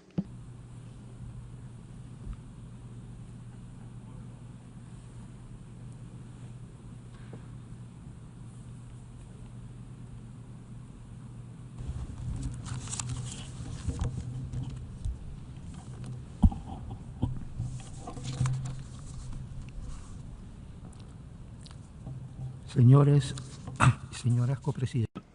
Co-chairs. Nicaragua aligns itself with the statements delivered by Uganda on behalf of the non-aligned movement, by Iraq on behalf of the Group of 77 and China, and by Venezuela on behalf of the Group of Friends in Defense of the Charter of the United Nations. We are grateful for the convening of this international conference. We trust that it will bring concrete and credible steps to remedying a historical injustice, a tragedy caused by this very organization, a permanent catastrophe and suffering that has spanned over 7 decades.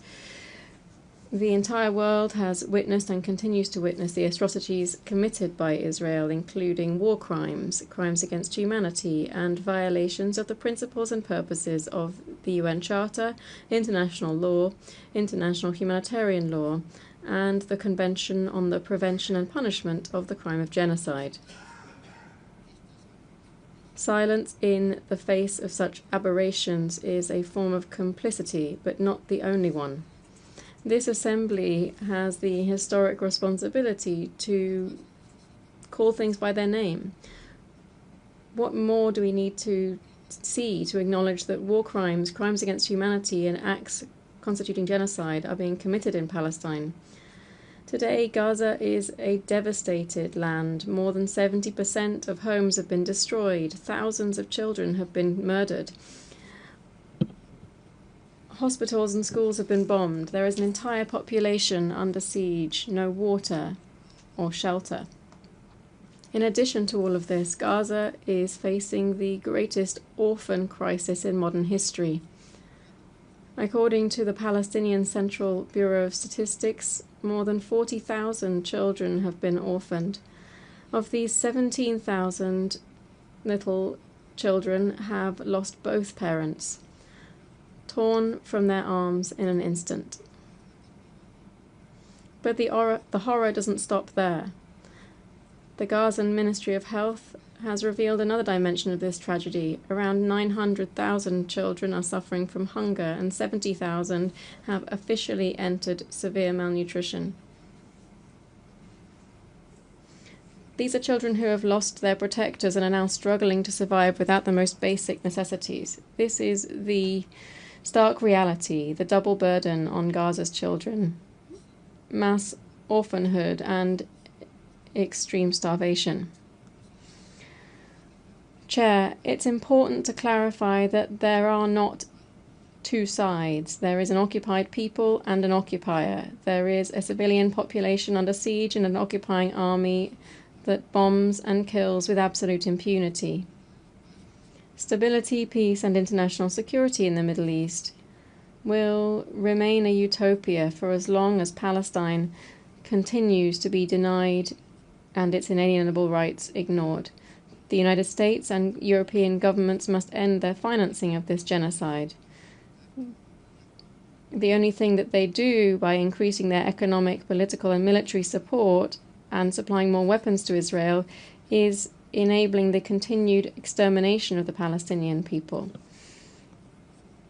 Chair, Nicaragua has consistently maintained its position, reiterating that one of the first steps towards ensuring effective, concrete outcomes of this important conference is the recognition of the State of Palestine and its admission as a fully fledged member of the UN.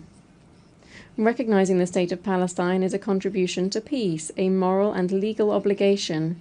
It's the right path towards a permanent political solution that is needed to end the genocide against the Palestinian people. In Latin America and the Caribbean, which is a zone of peace, 32 states have already fully recognized the State of Palestine. Only one state in our region still has yet to do so. Supporting the two-state solution while recognizing only one of these and ignoring the recognition of the other, no matter how eloquent the words or good the intentions, and there are many eloquent words, is insufficient. It perpetuates a farce that legitimizes the occupation. Such a narrative is politically inconsistent, since it's not impartial. It only favors the recognized state and continues to deny the existence and realization of the State of Palestine. The United States should no longer deny the rightful admission of the State of Palestine as a full member of the UN. This policy of denial has no place in the aspirations and consensus of more than 2/3 of this organization's membership, which officially supports and recognizes the State of Palestine. 149 states at the UN recognize the State of Palestine. It's now time for Western countries to bring an end to their policies of denial towards the Palestinian people. If they do not do so, they will be accomplices in the crimes of Zionism and the impunity fueling this genocide, where now not only bullets and bombs are used to kill, but hunger is also wielded to try to annihilate the unbreakable will of Palestinian freedom. The right of the State of Palestine must be recognized without any preconditions or conditionalities. The right to self-determination is sacred and is fundamental to the UN Charter. The Palestinian people must be able to exercise its right to self-determination without being subjected to any coercive measures. That sovereign right belongs solely to the Palestinian people. Recognizing the State of Palestine is an act of peace. It is a necessary step to correct this historical injustice that has lasted 80 years. Future generations, when looking back over history, will rightly ask, how and why was this genocide and such barbarity against the Palestinian people allowed to happen? Chair, Nicaragua hopes that this conference will also result in concrete steps alleviating the suffering of the population of the State of Palestine and the Gaza Strip, and will bring a complete end to Israel's illegally recognized occupation of all the OPT. Humanitarian assistance, far from being an optional gesture, is an obligation under international law. Israel must allow immediately unrestricted, continuous and unconditional access for humanitarian aid, ensuring the flow of food, water, medicines and medical equipment without political obstacles or arbitrary conditions. We condemn the politicization and use of humanitarian aid as a weapon of war. The international community has the responsibility to act decisively, harnessing all available mechanisms, including legal ones, to ensure the safe passage of aid. The International Court of Justice has determined that the Israeli occupation is illegal. All states are obliged not to recognize or support that situation. Those doing so become accomplices to an international crime. Chair, enough with impunity. We must apply international law as concrete measures to hold Israel accountable for its crimes. Nicaragua has joined the commitment to adopt 6 coordinated diplomatic, legal and economic measures to halt Israel's assault on the OPT and to defend international law more broadly. Nicaragua does not recognize as legitimate the situation created by Israel's illegal action, as confirmed by the ICJ in its advisory opinions of 2004 and 2024. Nicaragua provides no political, economic, military, or other support to the State of Israel. Nicaragua has no form of commercial relations or economic activity involving the occupied Palestinian territory or products made, manufactured, or produced by Israel. Chair, the Government of Reconciliation and National Unity of Nicaragua and the Nicaraguan people have always supported the just cause of the Palestinian people. It's a matter of principle, of solidarity among brothers and sisters in struggle. We reaffirm our unconditional support for the inalienable rights of the Palestinian people, their right to return, and their right to a free and sovereign Palestinian state in accordance with the 1967 borders and with East Jerusalem as their capital.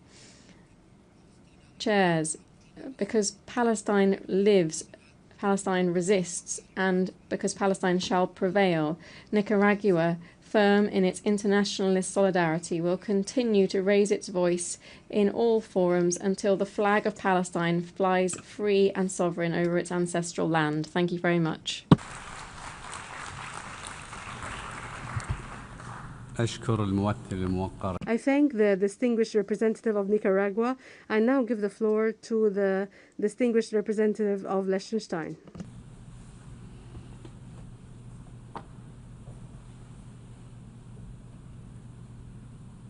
Co-chairs, Liechtenstein commends France and Saudi Arabia for convening this important conference in accordance with General Assembly Resolution 79/81.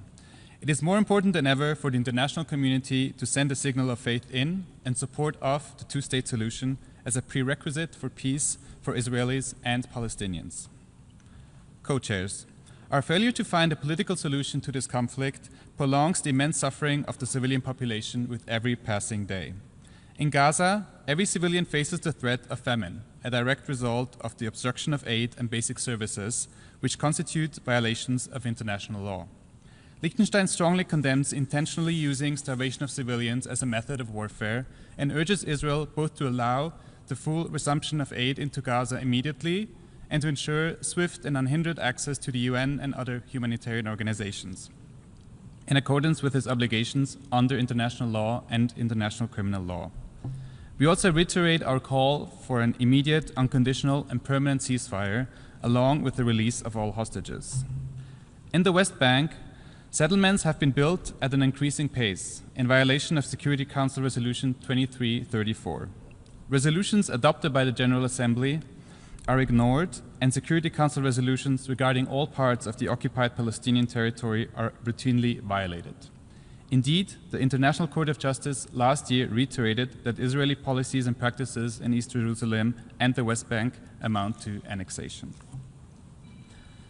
Co-chairs, Liechtenstein hopes that the adoption of General Assembly Resolution ES10/27 last month will once again provide an impetus to address the immediate and dire situation and calls for its urgent implementation. As we said at the convening of the emergency special session, the situation clearly demonstrates the maxim: there cannot be a military solution, but only a political one. Liechtenstein reaffirms the right of the Palestinian people to self-determination and its strong support for the two-state solution, with the State of Israel and the State of Palestine living side by side in peace and security and mutual recognition. as the only way to bring a peaceful, stable, and sustainable solution to the ongoing conflict. Liechtenstein has for many years been of the view that the State of Palestine fulfills the criteria of statehood under international law. In this respect, let us remind all actors, including those looking to effect demographic change, the two-state solution is not up for debate. Attempts to change this reality by force